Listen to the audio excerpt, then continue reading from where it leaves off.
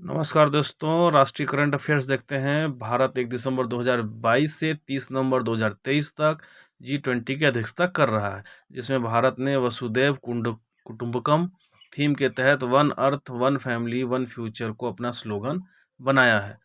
अगला देखते हैं। केंद्रीय गृह एवं सहकारिता मंत्री श्री अमित शाह ने झारखंड के देवघर में विश्व के पहले इफ्को नैनो यूरिया प्लांट के 5वें संयंत्र का भूमि पूजन और शिलान्यास किया है।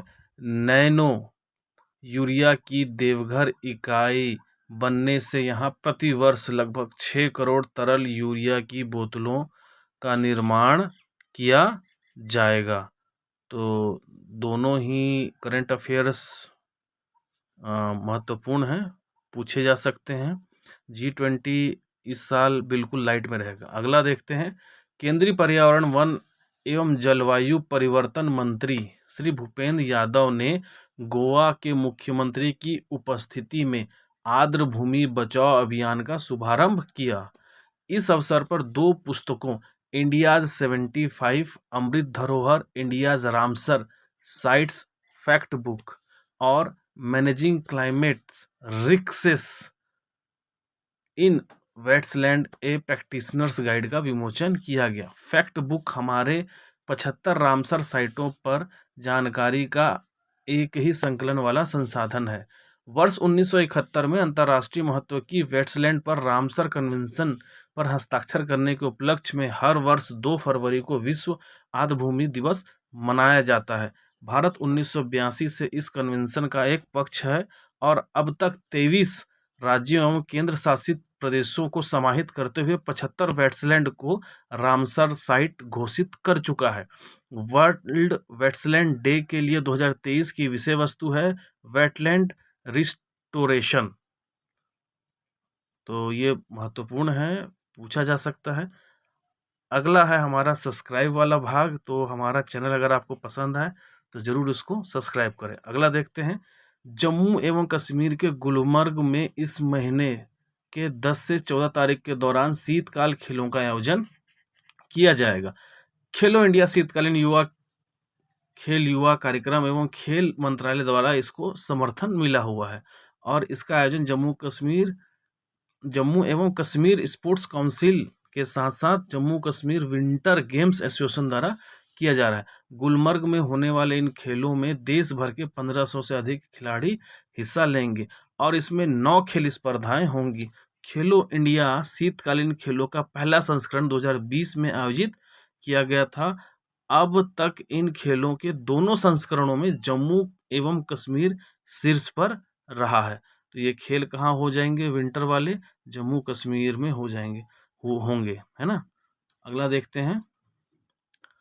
प्रधानमंत्री श्री नरेंद्र मोदी 6 फरवरी 2023 को कर्नाटक के तमकुरू में हिंदुस्तान एरोनॉटिक्स लिमिटेड HAL, जिसको शॉर्ट में कहा जाता है, एक हेलीकॉप्टर फैक्ट्री को राष्ट्र को क्या करेंगे? समर्पित करेंगे।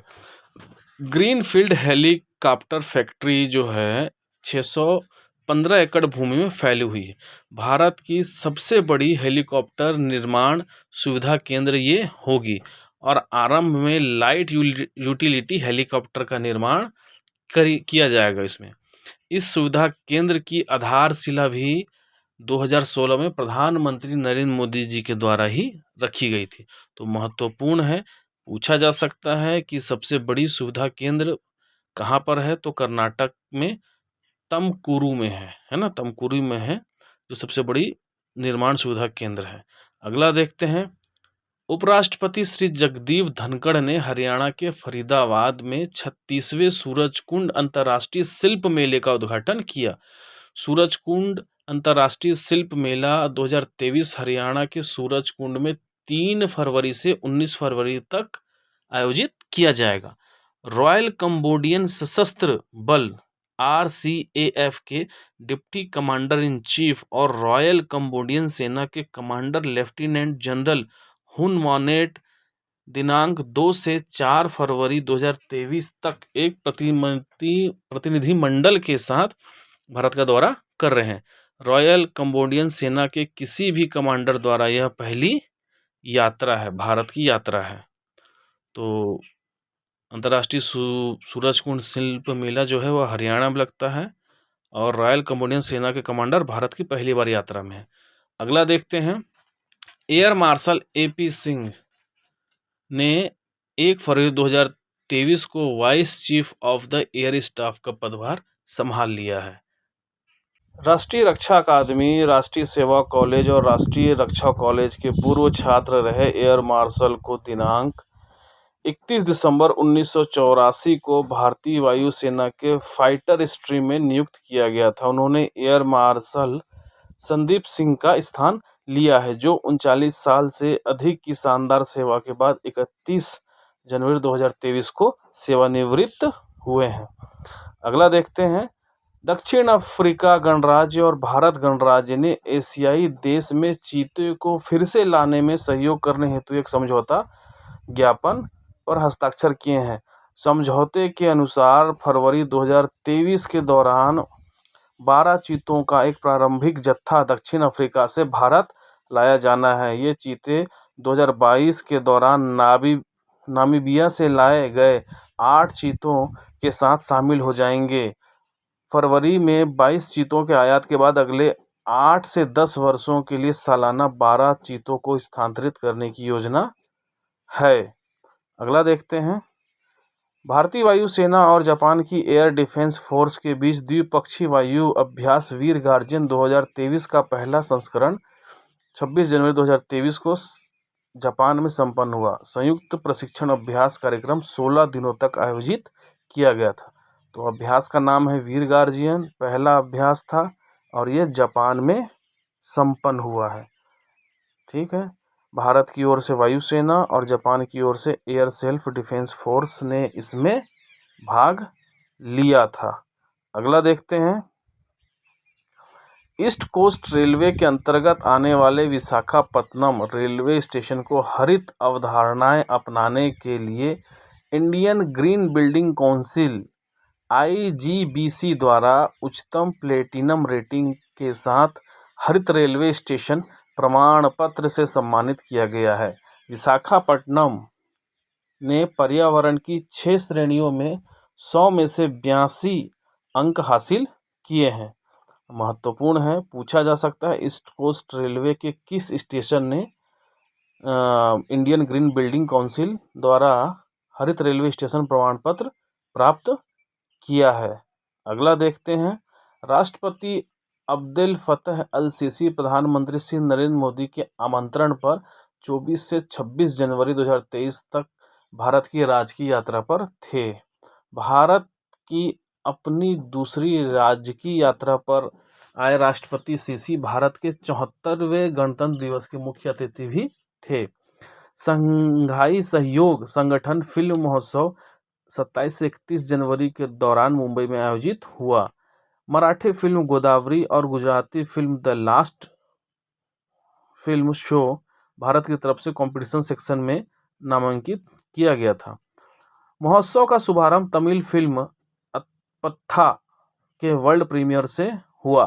कंपटीशन और नॉन कंपटीशन सेक्शन में 57 फिल्में प्रदर्शित की जाएंगी। तो दोनों ही महत्वपूर्ण हैं। 26 जनवरी को मिस्र के राष्ट्रपति हमारे चीफ गेस्ट थे और कई समझौतों पर उन्होंने हस्ताक्षर किए। और SCO का फिल्म महोत्सव कहाँ पे हुआ है? बम्बई में हुआ है, ये भी महत्वपूर्ण है। अगला देखते हैं, भारतीय नौसेना के प्रमुख समुद्री अभ्यास ट्रोपेक्स का 2023 संस्करण वर्तमान में हिंद महासागर क्षेत्र में चल रहा है। संचालन स्तर का यह अभ्यास द्विवार्षिक रूप से आयोजित किया जाता है। ट्रोपेक्स 23 जनवरी से लेकर 23 मार्च तक 3 महीने की अवधि के दौरान आयोजित किया जा रहा है। यह समुद्री अभ्यास भारतीय थल सेना, भारतीय वायुसेना और तटरक्षक बल के साथ संचालन स्तर के आदान प्रदान की सुविधा देता है। अगला देखते हैं, तीनों सेनाओं के द्विवार्षिक जल थल नभ अभ्यास एम्फेक्स 2023 का सफल आयोजन आंध्र प्रदेश के काकीनाडा में आयोजित किया गया था। 17 से 22 जनवरी 2023 तक आयोजित इस अभ्यास कार्यक्रम में संयुक्त क्षमताओं को परखा गया।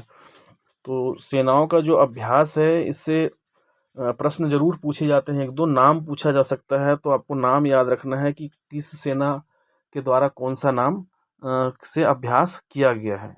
स्थान का नाम नहीं पूछता है ज़्यादा, लेकिन जो युद्धाभ्यास है उसका नाम जरूर पूछता है, तो उस पर आप जरूर गौर करें। अगला देखते हैं, भारतीय नौसेना के रडार से बच निकलने में सक्षम स्कॉर्पियन श्रेणी की 5वीं पनडुब्बी INS वागीर को 23 जनवरी 2023 को मुंबई के नौसेना डॉकयार्ड में समारोह में मुख्य अतिथि नौसेना एडमिरल आल हरि कुमार की उपस्थिति में नौसेना में शामिल कर लिया गया है।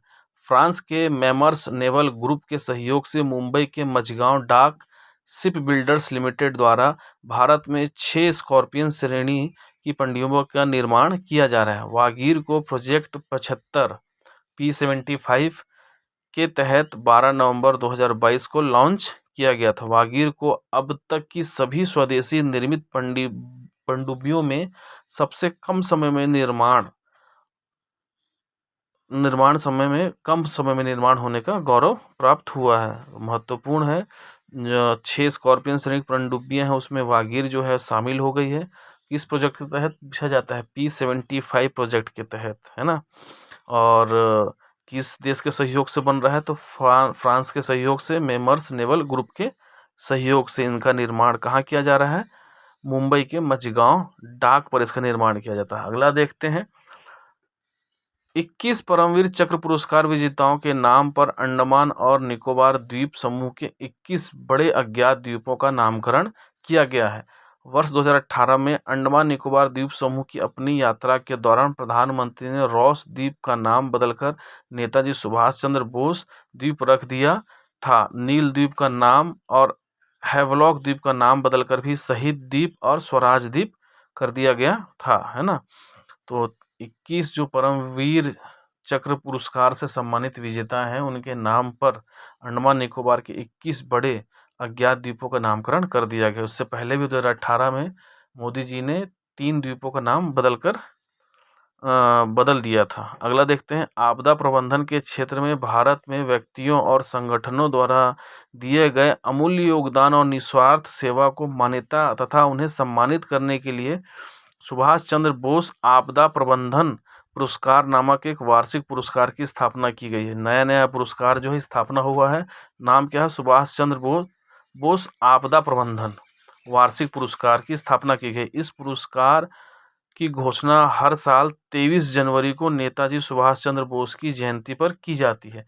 इस पुरस्कार में चयनित संस्था को 51 लाख रुपए नगद और एक प्रमाण पत्र तथा व्यक्तिगत मामले में 5 लाख रुपए नगद और एक प्रमाण पत्र प्रदान किया जाता है। सुभाष चंद्र बोस आपदा प्रबंधन पुरस्कार 2023 के लिए संस्थागत श्रेणी में उड़ीसा राज्य आपदा प्रबंधन प्राधिकरण और लुंगलेई मिजोरम को दिया गया है। अगला देखते हैं, भारत और मिस्र की सेनाओं के बीच अभ्यास साइक्लोन 14 जनवरी 2023 से राजस्थान के जैसलमेर में चल रहा था।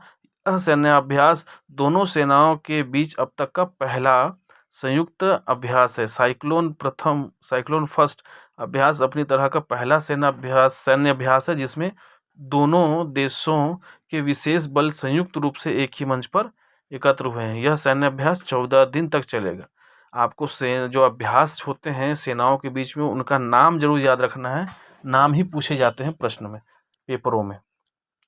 पश्चिमी घाट के ठाणे क्षेत्र में खोजे गए 24 अलग अलग परिवारों के पौधों और झाड़ियों की 76 प्रजातियों वाला एक दुर्लभ कम ऊंचाई वाला बेसाल्ट पठार विविध प्रजातियों की जानकारी का भंडार साबित हो सकता है। यह किसने खोज किया? पश्चिमी घाट भारत की 4 वैश्विक जैव विविधता वाला हॉट स्पॉट्स में से एक है। टीम ने पठार का सर्वेक्षण करते हुए 24 विभिन्न परिवारों के पौधों और झाड़ियों की प्रजातियों का प्रलेखन किया गया है। तो पश्चिमी घाट में जो है एक बेसाल्ट पठार को खोजा गया है जिसमें 24 अलग अलग परिवारों के पौधे और झाड़ियों की 76 नई प्रजातियों को जो है खोजा गया है। अगला देखते हैं, भारत और फ्रांस के बीच द्विपक्षीय नौसैन्य अभ्यास का 21वां संस्करण अभ्यास वरुण 16 जनवरी 2023 को पश्चिमी समुद्र तट पर प्रारंभ किया गया। दोनों देशों की नौसेनाओं के बीच द्विपक्षीय अभ्यास वर्ष 1999 में शुरू किया गया था। इसे साल 2001 में वरुण नाम दिया गया है। इस अभ्यास को 16 से 20 जनवरी के बीच 5 दिनों के बीच आयोजित किया गया था। तो मैं फिर एक बार बताता हूँ कि सेनाओं के बीच जो अभ्यास चलते हैं उनके जो नाम है वो महत्वपूर्ण है। धन्यवाद।